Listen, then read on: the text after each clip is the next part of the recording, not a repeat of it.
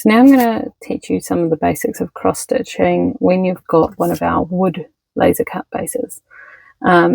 So you will need to do this. I'd recommend grabbing a pen just to mark off your pattern. You'll need a pair of scissors. You'll have your needle from your kit, and you'll have your wood base from your kit, or you'll have multiple wood bases if you've got earrings. You'll also have your pattern and your thread card. Now, on your pattern, some of them will have a left and right facing option. So you'll just need to decide whether you're going to do it left or right facing. For earrings, I'd recommend doing one left and one right facing. For our ornaments, you can often choose which one you're going to do. And then for our magnets, there'll be a specific direction the bird's facing, and you'll just need to do that one. So I can choose with this one. So I'm going to choose to do the jandal on this side, and I'm going to have my piece turned that way, so I can stitch it that way. Now on your pattern, you'll need to pick the colour. Now for our wood bases, I always suggest starting at the bottom left or the top left. It's just much easier to find the square that you're going to work in for that. So on your pattern, you'll find each symbol is in one square. So one square here equals one square on the grid of your woodcut base, and one square is made up of 4 holes. So this one here, 1, 2, 3, 4, is one square that you're going to stitch, and that matches this one square here. So we're going to actually start in this bottom left square with this symbol here, which is 310, which is black. So you're going to match that symbol there with the symbol on your thread card up here. So you're going to grab off about, usually I like to do about 30 centimeters of thread. So I just wind some off, then I'll usually just hook it back into the card and then snip off the bit that I'm going to use. Now you'll notice your card has a little thing up the top that says use 3 strands, and that's because your embroidery thread actually has 6 strands and you're going to only use 3 of them to do this. So you'll first pull out your 3 strands that you're going to use for this colour. So I'm going to grab one strand and just gently tug it while pinching the other 5 strands in my fingers there. So I've got one strand. Now I'm going to grab a second strand to add to this bundle here, and then again just gently tug while holding that, and then I'm going to do it again until I've got 3 strands. Now sometimes it'll get a little bit tangled, but you can just release and start again. So then you're going to line up these 3 strands and make your 3-strand bundle like so. Then you're going to thread the needle with those 3 strands. Now I just like to pinch it between my fingers and then push the strands through the eye of the needle. Now this can be quite tricky, as there is usually quite a few strands to get the nice coverage on the wood bases, and the eye of the needle can't be too big, otherwise it won't fit through the holes on the canvas. If you do find you're having a lot of trouble, you can get a tool called a needle threader, and that can often help. You can also reduce the number of strands you use and see if you like the coverage with 2 strands. If it suggests 4 strands, I wouldn't go down past 3 strands, but usually you can thread it quite easily once you just practice quite a bit. So now I'm going to grab my wood base, and I'm going to be starting to stitch down here with this symbol here. So I'm going to put my needle through this bottom left hole here. I'm going to pull the needle all the way until there's about a 2 or 3 centimeter tail on the back. And then I'm going to put my needle through this top right hole here.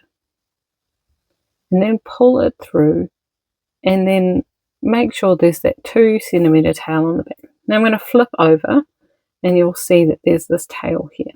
So what you need to do now is just hold the tail out of the way, but so it crosses over where this thread is going to be able to catch the tail underneath it. So I'm going to put my needle through this hole here. So I want the thread to be going across here, so it's going to get caught under the thread when it comes and tightens down onto it. So you can see how this tail here is going to be caught under that thread there, and then it's nice and secure under that thread.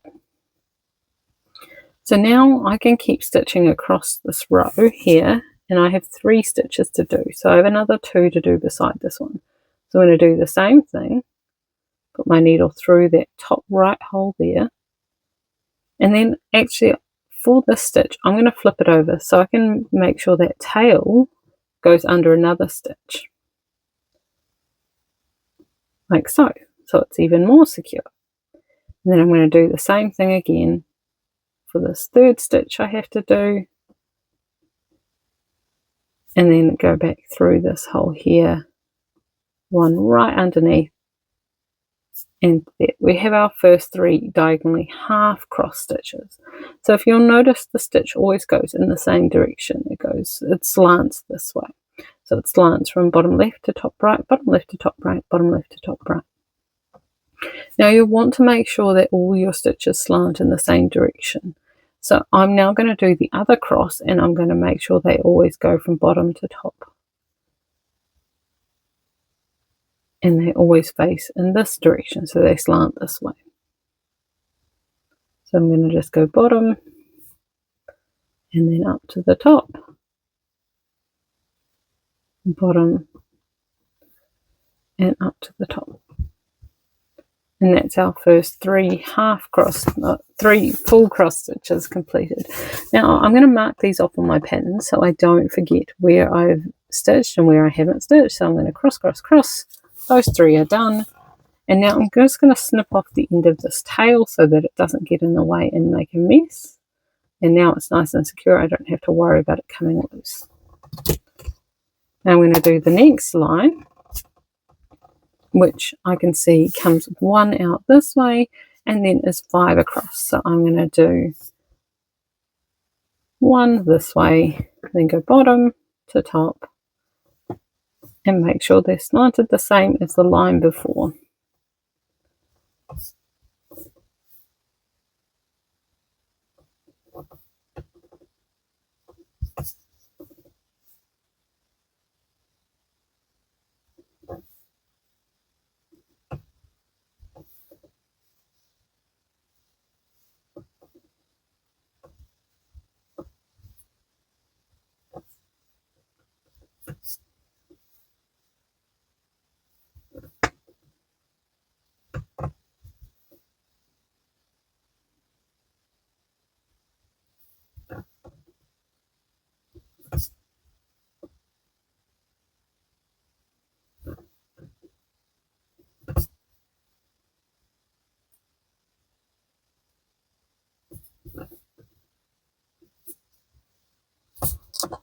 Now we've completed our second row. Now I'm going to continue doing all the black squares, so all these little search symbols, and then we'll come back and I'll show you how to finish off a thread when you've finished, you've run out of thread or almost run out of thread.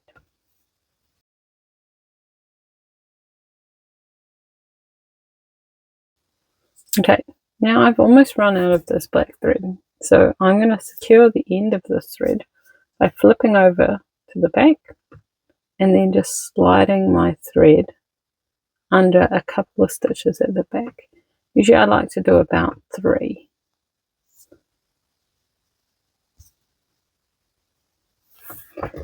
And then once you've done that, you can snip off the excess. And now you want to start your new piece of thread. Now these are your 3 strands from before that were left over after you pulled the 3 out of the bundle of 6. So we can just thread these onto our needle.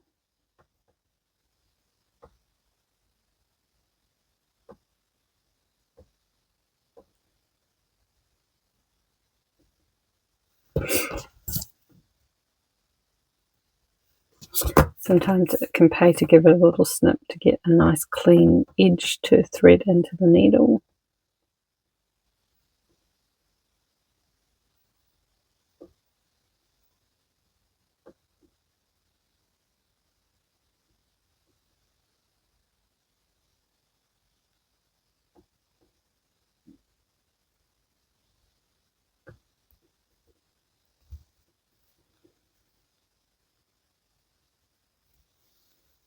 And once you have your threads on, you're going to flip over to the back, and I'm going to start stitching back over here where I was up to. And so what I need to do is pass my thread under a couple stitches at the back again to secure this end. It can be a bit hard on the wood bases because they're not as flexible as the fabric, so you might have to tug a bit harder than you think you do just to get it through there. And then you can continue stitching your rows as you were before to finish off your black colour on your little jandal.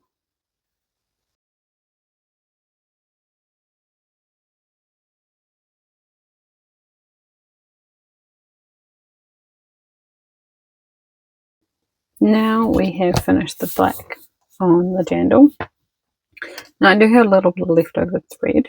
Now what you can do with your leftover thread is you can actually just put it back on the thread card. You just need to slide it through that slot on the back there, and then you can just wind it back on. And you can either use this for another project, or you can use this if you have any more of this project to do. So now we're going to do the rest of this jandal, which is this red colour, which is the broken glass colour here. So these symbols here are what we're looking at, which is this one and then that one on the card. So we're going to take it off our card, grab what we want to use. Now there's not that much left on the card, so we're just going to take it all. That's what I often do if there is a short length. Now we need 3 strands as indicated on our card. So we check our card, it says 3 strands. So we're going to grab our 3 strands. So 1, 2,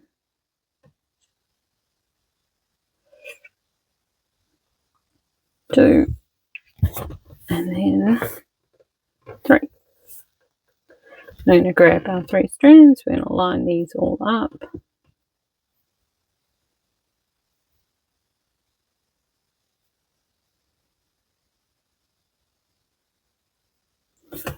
Straighten them all out together, and then we're going to thread our needle with them. I'm just going to cut this end to make it nice and neat for threading.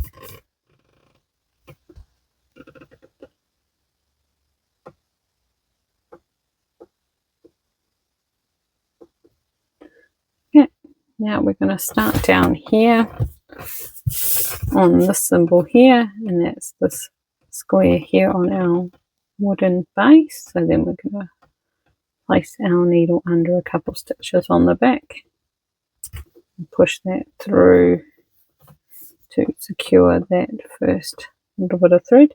We're going to come up through the bottom left hole here, pull our thread through, and then go up to that top right hole and make a complete cross stitch. I'm going to go through that bottom right hole.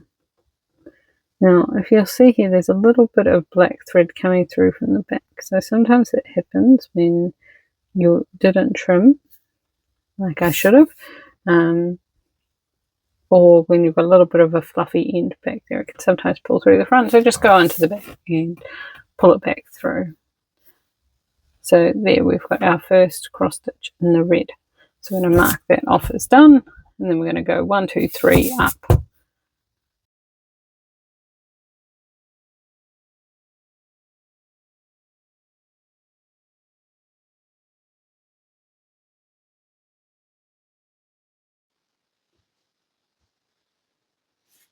Yep. Then we're going to secure that one at the back.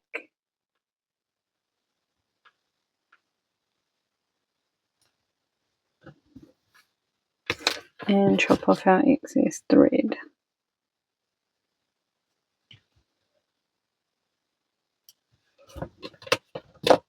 Now we've finished our little jandal, and now we can turn it into either earrings or an ornament. If we were doing earrings, we'd do our other facing jandal, of course, as well.